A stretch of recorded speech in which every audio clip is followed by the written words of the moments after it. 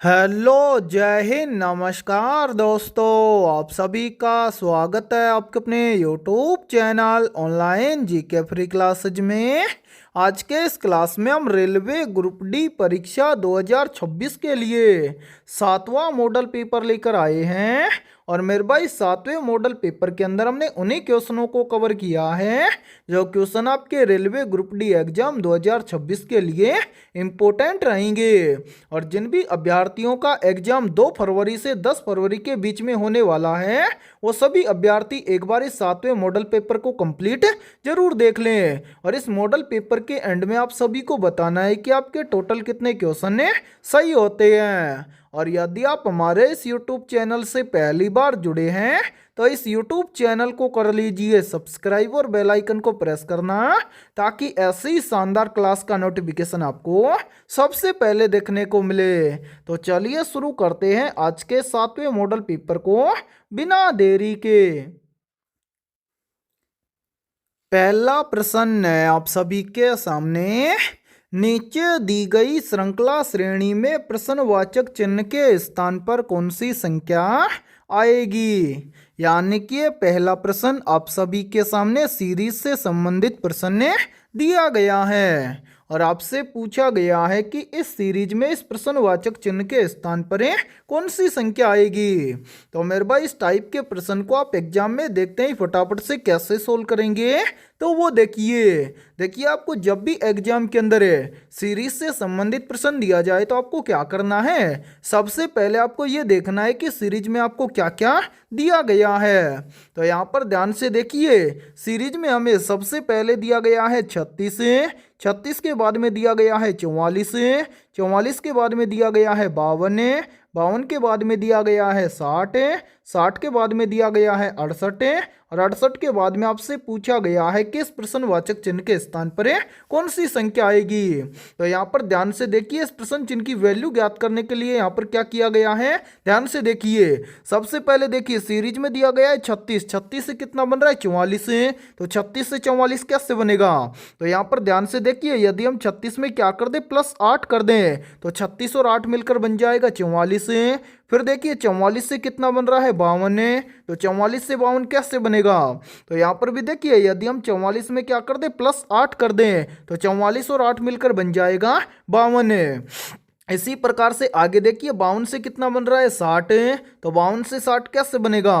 तो यहाँ पर भी देखिए यदि हम 52 में क्या कर दें +8 कर दें तो 52 और 8 मिलकर बन जाएगा 60। फिर देखिए 60 से कितना बन रहा है 68, तो 60 से 68 कैसे बनेगा। तो ध्यान से देखिए यदि हम 60 में क्या कर दें +8 कर दें तो 60 और 8 मिलकर बन जाएगा 68। अब इसी प्रकार से आपसे पूछा गया है कि 68 से इस प्रश्न चिन्ह के स्थान पर कौन सी संख्या आएगी। तो मेरे भाई ध्यान से देखिए इस प्रश्न चिन्ह की वैल्यू ज्ञात करने के लिए हम क्या करेंगे। सबसे पहले नीचे जितनी भी संख्याएं आई है इन सभी संख्याओं को ध्यान से देखेंगे और पता लगाएंगे यहाँ पर क्या हुआ है। तो यहाँ पर ध्यान से देखिए यहाँ पर सभी के अंदर क्या हुआ है +8 हुआ है। तो 68 से इस प्रश्न चिन्ह की वैल्यू ज्ञात करने के लिए हम यहाँ पर भी क्या कर देंगे +8 कर देंगे। तो यहाँ पर ध्यान से देखिए 68 के अंदर हम क्या कर देंगे +8 कर देंगे तो इस प्रश्न चिन्ह की वैल्यू हमें ज्ञात हो जाएगी। तो ध्यान से देखिए 68 और 8 मिलकर बन जाएगा 76। यानी कि इस प्रश्नवाचक चिन्ह के स्थान पर संख्या भरी जाएगी 76। अब हमें देखना है कि संख्या 76 किसी ऑप्शन में दी गई है। तो हाँ सर संख्या 76 में दी गई है ऑप्शन ए के अंदर है। तो पहले प्रश्न के अंदर ऑप्शन ए हो जाएगा सभी का करेक्ट आंसर है। तो उम्मीद करता हूं कि ये पहला प्रश्न आपको अच्छे से क्लियर हो गया होगा। और जब भी इस टाइप का प्रश्न आपको एग्जाम में दिया जाएगा तो फटाफट से सोल्व कर लेंगे। और मेरे भाई याद रखना आपके रेलवे ग्रुप डी एग्जाम की प्रत्येक शिफ्ट के अंदर सीरीज से लगभग 2 से 3 प्रश्न पूछे जाते हैं। ठीक है। और इसी के साथ में देखिए आप सभी के लिए बहुत ही इंपॉर्टेंट सूचना है। यदि आप पहली बार के अंदर रेलवे ग्रुप डी एग्जाम 2026 को पहली बार में क्रैक करना चाहते हैं तो हमने आपके रेलवे ग्रुप डी एग्जाम 2026 के लिए GK, GS, science, mathematics, reasoning, computer और करंट अफेयर्स यानी कि ऑल सब्जेक्ट्स के ऊपर topic wise most important questions का मास्टर पीडीएफ सेट तैयार किया है और जो भी अभ्यर्थी ये कंप्लीट मास्टर पीडीएफ सेट लेना चाहता है वो हमारे इस व्हाट्सएप नंबर पर कॉन्टेक्ट करके ले सकता है। और इस कंप्लीट मास्टर पीडीएफ सेट की प्राइस हमने रखी है मात्र और मात्र 80 रुपए, यानी कि ये कंप्लीट मास्टर पीडीएफ सेट आपको मिलने वाला है मात्र और मात्र 80 रुपए की फीस के अंदर है। और मैं आप सभी को ये गारंटी के साथ में बोल रहा हूँ, यदि आप एग्जाम से पहले इस कंप्लीट मास्टर पीडीएफ सेट को अच्छे से तैयार कर लेते हैं तो आप पहली बार के अंदर रेलवे ग्रुप डी एग्जाम 2026 को क्रैक कर जाएंगे। तो जल्दी से जाइए और इस व्हाट्सएप नंबर पर आप कांटेक्ट करके इस कंप्लीट मास्टर पीडीएफ सेट को ले लीजिए और एग्जाम से पहले अपनी कंप्लीट तैयारी को मजबूत बना लीजिए। और जिन भी अभ्यर्थियों का एग्जाम 2 फरवरी से 10 फरवरी के बीच में होने वाला है वो सभी अभ्यर्थी एक बार इस कंप्लीट मास्टर पीडीएफ सेट को सरसरी निगाहों से जरूर देख लेना, क्योंकि आपके एग्जाम में ज्यादातर क्वेश्चन इसी मास्टर पीडीएफ सेट से आपको देखने को मिलेंगे। ठीक है, तो चलिए फिर अगला प्रश्न देखते हैं। दूसरा प्रश्न है आप सभी के सामने, नीचे दी गई श्रृंखला श्रेणी में प्रश्नवाचक चिन्ह के स्थान पर कौन सी संख्या आएगी। यानी कि दूसरा प्रश्न भी आप सभी के सामने सीरीज से संबंधित प्रश्न दिया गया है और आपसे पूछा गया है कि इस सीरीज में प्रश्न चिन्हों के स्थान पर कौन सी संख्या आएगी। तो मेरे भाई इस टाइप के प्रश्न को आप एग्जाम में देखते ही फटाफट से कैसे सोल्व करेंगे, तो वो देखिए इस टाइप के प्रश्न को एग्जाम में फटाफट से सोल्व करने के लिए एक बहुत ही शानदार ट्रिक है।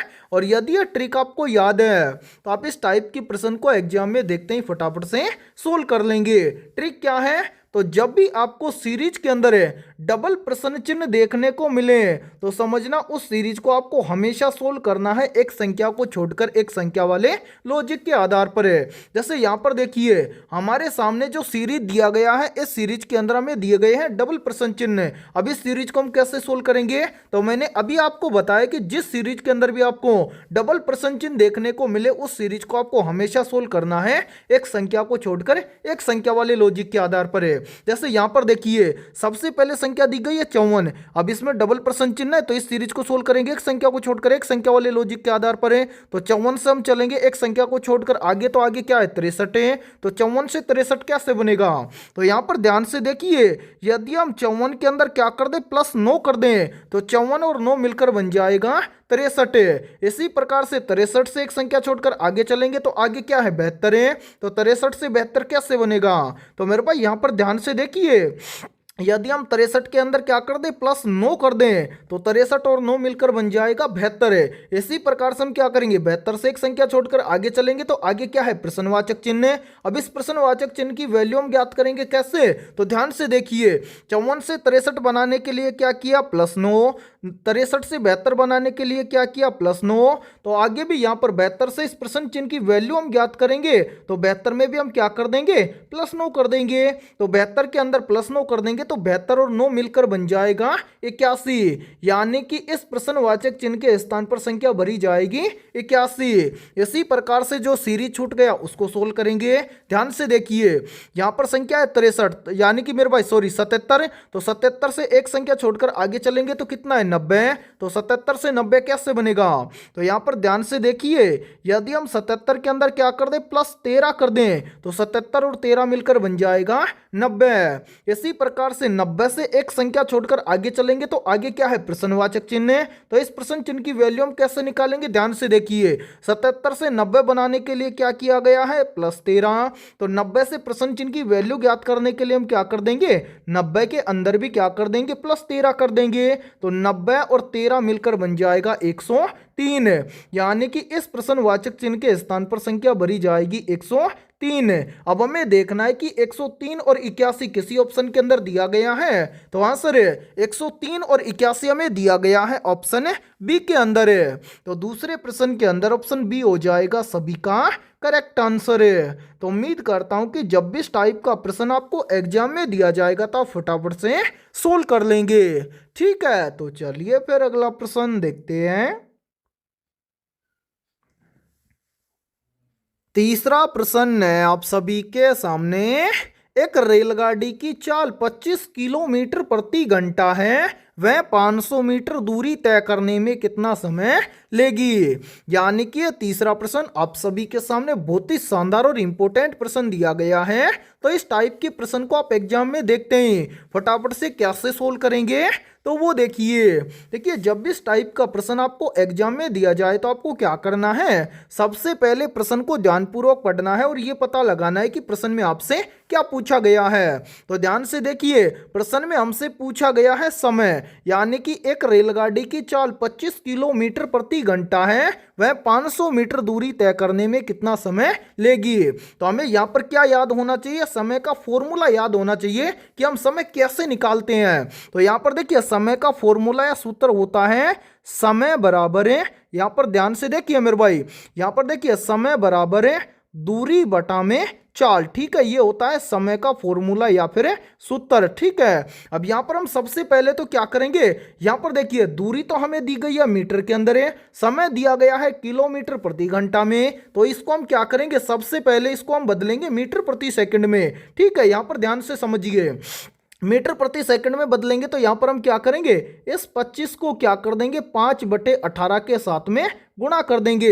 यानी कि जब भी आपको चाल किलोमीटर प्रति घंटा में दिया जाए और उसको आपको मीटर प्रति सेकंड में बदलना है तो चाल को क्या करना है 5/18 के साथ में गुणा कर देना है। ठीक है, तो यहां पर ध्यान से देखिए 25 को 5 के साथ में गुणा करेंगे तो यहां पर बन जाएगा 25 पंजा के 125 और इसके बटा में कितना है 18। ठीक है, अब यहां पर देखिए हमें यहां पर चाल ज्ञात हो गई किसके अंदर, मीटर प्रति सेकंड के अंदर 125 बटा में 18। अब यहां पर अपने को क्या निकालना है, समय निकालना है। तो यहां पर मेरे भाई समय हम निकाल देंगे बहुत ही आसानी से, समय बराबर क्या है दूरी बटा में चाल। तो यहां पर मेरे भाई दूरी कितनी है 500 मीटर, तो यहां पर मैं लिख देता हूं 500, इसके बटा में क्या है चाल, चाल हमने निकाला है कितना मीटर प्रति सेकंड में 125 बटा में 18, तो यहां पर हम क्या कर देंगे 125 बटा में 18। अब यहां पर ध्यान से देखिए जो ये 18 है किसके अंदर है, बटा में यानी कि भाग में है, इसको हम ऊपर लेकर जाएंगे तो ये हो जाएगा गुणा के अंदर है। तो यहां पर आप ध्यान से इसको समझिए, यहां पर देखिए समय बराबर क्या है मेरे भाई, यहां पर क्या है 500। ठीक है, उसके बाद में क्या है जो 18 है इसको ऊपर लेकर आएंगे तो ये आ जाएगा किसके अंदर, गुणा के अंदर है, और बटा में कितना बच रहा है 125 है। ठीक है, अब इसको यहां पर हम सोल्व करेंगे, उससे पहले हम कलर चेंज करते हैं ताकि आपको समझने में कोई भी प्रॉब्लम ना आए। मेरे भाई ध्यान से देखिए, यहां पर ये कट जाएगा 125 से कम 125 और ये कट जाएगा 125 चौका 500। ठीक है, अब यहां पर देखिए समय ज्ञात करेंगे तो ध्यान से देखिए यहां पर क्या बच गया, समय बराबर है 4 गुणा में 18। ठीक है, ये बच गया। अब इसको हम सोल्व करेंगे तो यहां पर हो जाएगा 18 चौका 72। ठीक है मेरे भाई, यहां पर सेकंड के अंदर निकलेगा, यानी कि एक रेलगाड़ी की चाल 25 किलोमीटर प्रति घंटा है, वह 500 मीटर की दूरी तय करने में समय लेगी कितना, 72 सेकंड का। अब हमें देखना है कि 72 सेकंड किसी ऑप्शन में दिया गया है, तो आंसर है 72 सेकंड हमें दिया गया है ऑप्शन सी के अंदर है। तो तीसरे प्रश्न के अंदर ऑप्शन सी हो जाएगा सभी का करेक्ट आंसर है। तो उम्मीद करता हूं कि जब भी इस टाइप का प्रश्न आपको एग्जाम में दिया जाएगा तो आप फटाफट से सोल्व कर लेंगे। ठीक है, और मैं आप सभी को ये गारंटी के साथ में बोल रहा हूं, यदि आप एग्जाम तक हमारी कंप्लीट क्लासेस देखते हैं तो इस टाइप के प्रश्न को आप एग्जाम में देखते ही फटाफट से सोल्व कर लेंगे। ठीक है, तो चलिए फिर अगला प्रश्न देखते हैं। चौथा प्रश्न है आप सभी के सामने, नीचे दिए गए प्रश्न में प्रश्न चिन्ह के स्थान पर आने वाली संबंधित संख्या को ज्ञात करें। यानी कि चौथा प्रश्न आप सभी के सामने नंबर एनालॉजी से संबंधित प्रश्न दिया गया है और आपसे पूछा गया है कि इस प्रश्नवाचक चिन्ह के स्थान पर कौन सी संख्या आएगी। तो मेरे भाई इस टाइप के प्रश्न को आप एग्जाम में देखते हैं, मात्र 2 से 3 सेकंड में कैसे सोल्व करेंगे तो वो देखिए जब भी इस टाइप का प्रश्न आपको एग्जाम में दिया जाए तो आपको क्या करना है, सबसे पहले आपको यहाँ पर पता करना है कि 27 से यहाँ पर 125 कैसे बना है। यानी कि जिस प्रकार से 27 से यहाँ पर 125 बना है उसी प्रकार से फिर हम यहाँ पर बताएंगे कि 19 से इस प्रश्नवाचक चिन्ह के स्थान पर कौन सी संख्या आएगी। तो मेरे भाई यहाँ पर ध्यान से देखिए इस प्रश्न को किस प्रकार से सोल्व किया गया है। उससे पहले एक बार इन सभी को यहाँ से हटा देते हैं ताकि आपको समझने में कोई भी प्रॉब्लम ना आए।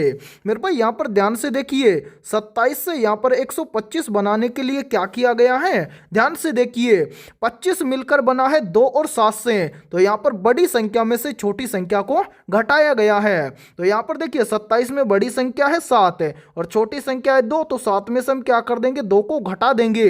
तो 7 में से 2 को घटाएंगे तो कितना बचेगा, 5। अब 5 से 125 कैसे बनेगा, तो यहाँ पर ध्यान से देखिए 5 से 125 बनाने के लिए इस 5 का किया गया है क्यूब। 5 का क्यूब कितना होता है, तो मेरे भाई 5 का क्यूब होता है 125। और ध्यान से देखिए 125 यहाँ पर आप सभी के सामने दिया भी गया है। अब यही सेम लॉजिक हम लगाएंगे इस 19 के अंदर है और इस 19 से इस प्रश्न चिन्ह की वैल्यू ज्ञात करेंगे। तो करेंगे क्या, सबसे पहले आप ध्यान से देखिए 19 में बड़ी संख्या कौन सी है, यानी कि यहाँ पर 19 में से हम क्या करेंगे, बड़ी संख्या में से छोटी संख्या को घटाएंगे। 19 में बड़ी संख्या है 9 और छोटी संख्या है 1, तो 9 में से 1 को हम क्या कर देंगे, घटा देंगे। 9 में से 1 को घटाएंगे तो कितना बचेगा, 8 है। अब यहाँ पर जिस प्रकार से 5 का क्यूब करके 125 लिखा गया है उसी प्रकार से हम क्या करेंगे, यहाँ पर 8 का भी क्यूब कर देंगे। 8 का क्यूब कितना होता है, तो आप सभी को याद होना चाहिए कि 8 का क्यूब होता है 512, यानी कि इस प्रश्नवाचक चिन्ह के स्थान पर संख्या भरी जाएगी 512। अब हमें देखना है कि 512 किसी ऑप्शन में दिया गया है, तो हाँ सर 512 में दिया गया है ऑप्शन सी के अंदर है। तो चौथे प्रश्न के अंदर ऑप्शन सी हो जाएगा सभी का करेक्ट आंसर है।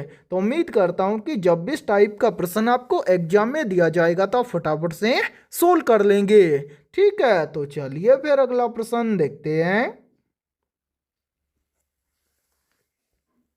5वां प्रश्न है आप सभी के सामने, नीचे दी गई आकृति में प्रश्न चिन्ह के स्थान पर आने वाली लुप्त संख्या को ज्ञात करें। यानी कि ये 5वां प्रश्न आप सभी के सामने मिसिंग नंबर से संबंधित प्रश्न दिया गया है और आपसे पूछा गया है कि इस आकृति में इस प्रश्नवाचक चिन्ह के स्थान पर कौन सी संख्या आएगी। तो मेरे भाई इस टाइप के प्रश्न को आप एग्जाम में देखते हैं फटाफट से कैसे सोल्व करेंगे, तो वो देखिए इस टाइप के प्रश्न को हम सोल्व करते हैं, या तो हम इस टाइप के प्रश्न को सोल्व करेंगे किसके अंदर है, कॉलम के अंदर है, या फिर हम इस टाइप के प्रश्न को सोल्व करेंगे रो के अंदर है। अब 90% स्टूडेंट यहाँ पर बोलेंगे कि सर हमें कैसे पता चलेगा कि हम इस प्रश्न को रो में सोल्व करें या फिर कॉलम में। तो मेरे भाई जिस तरफ आपको बड़ी संख्या दिखाई दे 90% हम इस टाइप के प्रश्न को बड़ी संख्या की तरफ ही सोल्व करेंगे। तो बड़ी संख्या हमें दी गई है किसके अंदर, रो के अंदर है, तो इस प्रश्न को हम क्या करेंगे, रो के अंदर ही सोल्व करेंगे। तो यहाँ पर ध्यान से देखिए करेंगे क्या, एक बार इन सभी को यहाँ से हटा देते हैं, फिर इसके बाद में हम क्या करेंगे, इस प्रश्न को सोल्व करेंगे। तो मेरे भाई यहाँ पर देखिए हमें पता चल गया कि हम इस प्रश्न को क्या करेंगे, रो के अंदर सोल्व करेंगे। तो सबसे पहले हम पता करेंगे कि इस पहली रो के अंदर यहाँ पर संख्या 72 कैसे आई है। उसी प्रकार से हम दूसरी रो के अंदर पता करेंगे कि यहाँ पर संख्या 24 कैसे आई है। यानी कि जिस प्रकार से पहली रो के अंदर संख्या 72 और दूसरी रो के अंदर संख्या यहाँ पर 24 जिस प्रकार से आई है, उसी प्रकार से हम क्या करेंगे, इस तीसरी रो के अंदर इस प्रश्न चिन्ह की वैल्यू ज्ञात करेंगे। ठीक है, तो ध्यान से समझिए इस प्रश्न को कैसे सोल्व किया गया है। यहां पर देखिए सबसे पहले हमें क्या करना है, इस पहली रो के अंदर पता करना है कि यहाँ पर संख्या 72 कैसे आई है। तो यहाँ पर 72 लाने के लिए क्या किया गया है, मेरे भाई ध्यान से देखिए 72 से जस्ट आगे हमें दो संख्या दी गई है, पहली संख्या है 6 और दूसरी संख्या है 13। तो यहाँ पर 72 लाने के लिए क्या किया गया है, इन दोनों संख्याओं को आपस में गुणा किया गया है। तो यहाँ पर देखिए 6 और 13 का आपस में गुणा करेंगे तो यहाँ पर बन जाएगा 13 छिके 78। ठीक है, और 78 से 72 बनाने के लिए क्या किया गया है, इस पहली संख्या को यानी कि 6 को घटाया गया है। तो 78 में से 6 को घटा देंगे तो कितना बचेगा, 72 और ध्यान से देखिए 72 यहाँ पर आप सभी के सामने दिया भी गया है। अब इसी प्रकार से हम क्या करेंगे, यहाँ पर दूसरी पंक्ति के अंदर या दूसरी रो के अंदर पता करेंगे कि यहाँ पर भी 24 इसी प्रकार से आया है क्या। तो 24 के जस्ट सामने भी हमें दो संख्या दी गई है, पहली संख्या है 4 और दूसरी संख्या है 7। तो यहाँ पर हम क्या करेंगे, इन दोनों संख्याओं को आपस में गुणा कर देंगे।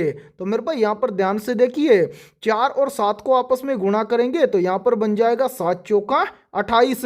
और इस 28 में से हम क्या करेंगे, इस पहली संख्या यानी कि 4 को घटा देंगे। तो 28 में से 4 को घटा देंगे तो कितना बचेगा, 24। और मेरे भाई ध्यान से देखिए 24 यहाँ पर आप सभी के सामने दिया भी गया है। अब मेरे भाई यही सेम लॉजिक हम लगाएंगे इस तीसरी पंक्ति या तीसरी रो के अंदर है और इस प्रश्न चिन्ह की वैल्यू ज्ञात करेंगे। तो ध्यान से देखिए प्रश्न चिन्ह के जस्ट सामने हमें दो संख्या दी गई है, पहली संख्या है 9 और दूसरी संख्या है 11। तो यहाँ पर हम क्या करेंगे, इन दोनों संख्याओं को भी यहाँ पर आपस में गुणा कर देंगे। तो यहाँ पर ध्यान से देखिए 9 और 11 को आपस में गुणा करेंगे तो यहाँ पर बन जाएगा 11 9 99। और इस 99 में से हम क्या कर देंगे, इस पहली संख्या यानी कि 9 को घटा देंगे। तो 99 में से 9 को घटाएंगे तो यहाँ पर बचेगा 90। यानी कि इस प्रश्नवाचक चिन्ह के स्थान पर संख्या भरी जाएगी 90। अब हमें देखना है कि 90 किसी ऑप्शन में दिया गया है। तो आंसर है संख्या 90 में दी गई है ऑप्शन ए के अंदर है। तो पांचवें प्रश्न के अंदर ऑप्शन ए हो जाएगा सभी का करेक्ट आंसर है। तो उम्मीद करता हूं कि जब भी आपको एग्जाम के अंदर मिसिंग नंबर से संबंधित प्रश्न दिया जाएगा तो आप फटाफट से सोल्व कर लेंगे। ठीक है, तो चलिए फिर अगला प्रश्न देखते हैं। छठा प्रश्न है आप सभी के सामने, नालंदा विश्वविद्यालय को किस आक्रमणकारी ने नष्ट किया था। मेरे भाई मोस्ट इंपोर्टेंट प्रश्न है ये, तो जल्दी से बताइए इन चारों में से करेक्ट आंसर क्या होगा। आप सभी से पूछा गया है कि नालंदा विश्वविद्यालय को किस आक्रमणकारी ने नष्ट किया था। तो यहाँ पर देखिए इन चारों में से करेक्ट आंसर हो जाएगा सभी का ऑप्शन है बी, नालंदा विश्वविद्यालय को नष्ट किया था बख्तियार खिलजी ने। तो छठे प्रश्न के अंदर करेक्ट आंसर हो जाएगा सभी का ऑप्शन है बी। तो चलिए फिर अगला प्रश्न देखते हैं। सातवां प्रश्न है आप सभी के सामने, स्वदेशी आंदोलन किस वर्ष में आरंभ हुआ था। ऑप्शन ए वर्ष 1905 में, ऑप्शन बी है वर्ष 1919 में, ऑप्शन सी है वर्ष 1920 में और ऑप्शन डी है वर्ष 1930 में। तो यहाँ पर देखिए इन चारों में से करेक्ट आंसर हो जाएगा सभी का ऑप्शन है ए, स्वदेशी आंदोलन शुरू हुआ था वर्ष 1905 में। तो सातवें प्रश्न के अंदर करेक्ट आंसर हो जाएगा सभी का ऑप्शन है ए। और मेरे भाई यहाँ पर देखिए यहीं से एक प्रश्न और बनता और ये प्रश्न भी काफी बार एग्जाम के अंदर पूछा जाता है। प्रश्न पूछा जाता है कि रोलैक्ट एक्ट कानून किस वर्ष में पारित हुआ था। तो मेरे भाई याद रखना रोलैक्ट एक्ट कानून पारित हुआ था वर्ष 1919 में। ठीक है, तो चलिए फिर अगला प्रश्न देखते हैं। आठवां प्रश्न है आप सभी के सामने, मोहम्मद बिन तुगलक ने राजधानी दिल्ली से कहाँ स्थानांतरित की थी। तो यहाँ पर देखिए इन चारों में से करेक्ट आंसर हो जाएगा सभी का ऑप्शन है सी, मोहम्मद बिन तुगलक ने राजधानी दिल्ली से स्थानांतरित की थी दौलताबाद। ठीक है, तो आठवें प्रश्न के अंदर करेक्ट आंसर हो जाएगा सभी का ऑप्शन है सी। तो चलिए फिर अगला प्रश्न देखते हैं। नौवां प्रश्न है आप सभी के सामने, भारतीय संविधान में मौलिक कर्तव्यों को किस संशोधन द्वारा जोड़ा गया था। मेरे भाई मोस्ट इंपोर्टेंट प्रश्न है ये, तो जल्दी से बताइए इन चारों में से करेक्ट आंसर क्या होगा। तो यहाँ पर देखिए इन चारों में से करेक्ट आंसर हो जाएगा सभी का ऑप्शन है बी, भारतीय संविधान में मौलिक कर्तव्यों को जोड़ा गया था 42वें संशोधन द्वारा। ठीक है, तो चलिए फिर अगला प्रश्न देखते हैं। 10वां प्रश्न है आप सभी के सामने, हड़प्पा सभ्यता का बंदरगाह नगर कौन सा था। ऑप्शन ए लोथल है, ऑप्शन बी है कालीबंगन है, ऑप्शन सी है हड़प्पा और ऑप्शन डी है राखीगढ़ी। तो यहाँ पर देखिए इन चारों में से करेक्ट आंसर हो जाएगा सभी का ऑप्शन है ए, हड़प्पा सभ्यता का बंदरगाह नगर था लोथल। तो 10वें प्रश्न के अंदर करेक्ट आंसर हो जाएगा सभी का ऑप्शन है ए। और मेरे भाई यहाँ पर देखिए यदि ये क्लास आपको पसंद आ रही है तो जल्दी से एक बार इस क्लास को लाइक कर दीजिए। और यदि आप हमारे इस YouTube चैनल से पहली बार जुड़े हैं तो इस YouTube चैनल को कर लीजिए सब्सक्राइब और बेल आइकन को प्रेस करना, ताकि ऐसी ही शानदार क्लास का नोटिफिकेशन आपको सबसे पहले देखने को मिले। ठीक है, तो चलिए फिर अगला प्रश्न देखते हैं। 11वां प्रश्न है आप सभी के सामने। भारतीय राष्ट्रीय कांग्रेस का प्रथम अधिवेशन कहाँ हुआ था? मेरे भाई ये प्रश्न आरआरबी ग्रुप डी एग्जाम 2022 के अंदर पूछा गया प्रश्न है। तो यहाँ पर देखिए इन चारों में से करेक्ट आंसर हो जाएगा सभी का ऑप्शन है बी। भारतीय राष्ट्रीय कांग्रेस का प्रथम अधिवेशन हुआ था मुंबई में। तो 11वें प्रश्न के अंदर करेक्ट आंसर हो जाएगा सभी का ऑप्शन है बी। तो चलिए फिर अगला प्रश्न देखते हैं। 12वां प्रश्न है आप सभी के सामने। किस गवर्नर जनरल ने स्थायी बंदोबस्त लागू किया था? मेरे भाई मोस्ट इंपोर्टेंट प्रश्न है ये, तो जल्दी से बताइए इन चारों में से करेक्ट आंसर है क्या होगा। आप सभी अभ्यर्थियों को इस प्रश्न का आंसर कमेंट सेक्शन के अंदर कमेंट करके बताना है। ठीक है, तो चलिए फिर अगला प्रश्न देखते हैं। 13वां प्रश्न है आप सभी के सामने। भारतीय संविधान का कौन सा अनुच्छेद राज्य के नीति निर्देशक तत्वों से संबंधित है? मेरे भाई वेरी वेरी इंपॉर्टेंट प्रश्न है ये, और इस प्रश्न पर आप स्टार जरूर लगा लेना, क्योंकि ये प्रश्न आपके एग्जाम में 100% पूछा जाएगा, क्योंकि ये प्रश्न आरआरबी ग्रुप डी एग्जाम 2018 के अंदर पूछा गया प्रश्न है। तो यहाँ पर देखिए इन चारों में से करेक्ट आंसर हो जाएगा सभी का ऑप्शन है बी। भारतीय संविधान का अनुच्छेद 36 से 51 राज्य के नीति निर्देशक तत्वों से संबंधित है। तो 13वें प्रश्न के अंदर करेक्ट आंसर हो जाएगा सभी का ऑप्शन है बी। और मेरे भाई यहाँ पर देखिए आप सभी के लिए बहुत ही इंपॉर्टेंट सूचना है। यदि आप पहली बार के अंदर रेलवे ग्रुप डी एग्जाम 2026 को क्रैक करना चाहते हैं, और जिन भी अभ्यर्थियों का एग्जाम 2 फरवरी से 10 फरवरी के बीच में होने वाला है, उन सभी अभ्यर्थियों के लिए हमने करीब ऑल सब्जेक्ट के ऊपर मोस्ट इंपॉर्टेंट और फुल सॉल्यूशन के साथ में लगभग 21,000 प्लस रामबाण क्वेश्चनों का मास्टर पीडीएफ सेट तैयार किया है। और जो भी अभ्यर्थी ये कंप्लीट मास्टर पीडीएफ सेट लेना चाहता है, वो हमारे इस व्हाट्सएप नंबर पर कांटेक्ट करके ले सकता है। व्हाट्सएप नंबर है 7374826893। ये हमारा व्हाट्सएप नंबर है। इस व्हाट्सएप नंबर पर आप कांटेक्ट करके इस कंप्लीट मास्टर पीडीएफ सेट को ले सकते हैं। और मेरे भाई इस कंप्लीट मास्टर पीडीएफ सेट की प्राइस हमने रखी है मात्र और मात्र 51 रुपए, यानी कि फुल डिस्काउंट के साथ में आपको ये कंप्लीट मास्टर पीडीएफ सेट मिलने वाला है। पीछे आपको 80 रुपए बोला गया होगा, लेकिन आपको ये कंप्लीट मास्टर पीडीएफ सेट मिलने वाला है मात्र और मात्र 51 रुपए की फीस के अंदर है। और मेरे भाई 2025 और 26 का जितना भी करंट अफेयर्स है वो भी आपको इसके साथ में बिल्कुल फ्री मिलने वाला है। तो आपके पास जितना भी समय बचा हुआ है, उस बचे हुए समय के अंदर आप एक बार इस कंप्लीट मास्टर पीडीएफ सेट को जरूर देख लेना। और मैं आप सभी को एक गारंटी के साथ में बोल रहा हूं, यदि आप इस कंप्लीट मास्टर पीडीएफ सेट को एक बार अच्छे से देख लेते हैं, तो आप ज्यादातर क्वेश्चनों को एग्जाम के अंदर सोल्व कर लोगे। ठीक है, तो जल्दी से जाइए और इस व्हाट्सएप नंबर पर कांटेक्ट करके कंप्लीट मास्टर पीडीएफ सेट को ले लीजिए, और एग्जाम से पहले अपनी कंप्लीट तैयारी को मजबूत बना लीजिए। और यदि आपको किसी भी क्वेश्चन के अंदर कोई भी डाउट हो, तो आप उस क्वेश्चन के बारे में भी पूछ सकते हैं। ठीक है, तो चलिए फिर अगला प्रश्न देखते हैं। 14वां प्रश्न है आप सभी के सामने। निम्नलिखित में से भारत का सबसे ऊंचा बांध कौन सा है?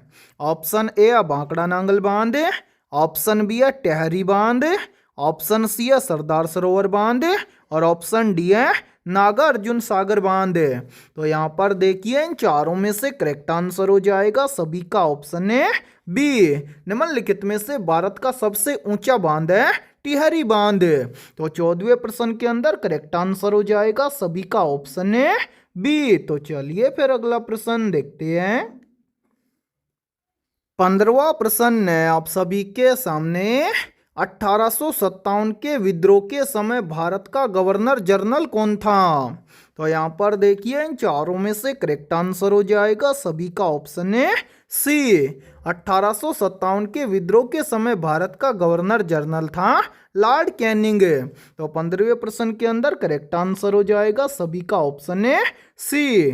तो मेरे भाई आज की इस क्लास के अंदर इतना ही, फिर मिलते हैं ऐसे ही शानदार और बेहतरीन क्वेश्चनों के साथ सुबह 7 बजे। तब तक के लिए जय हिंद जय भारत।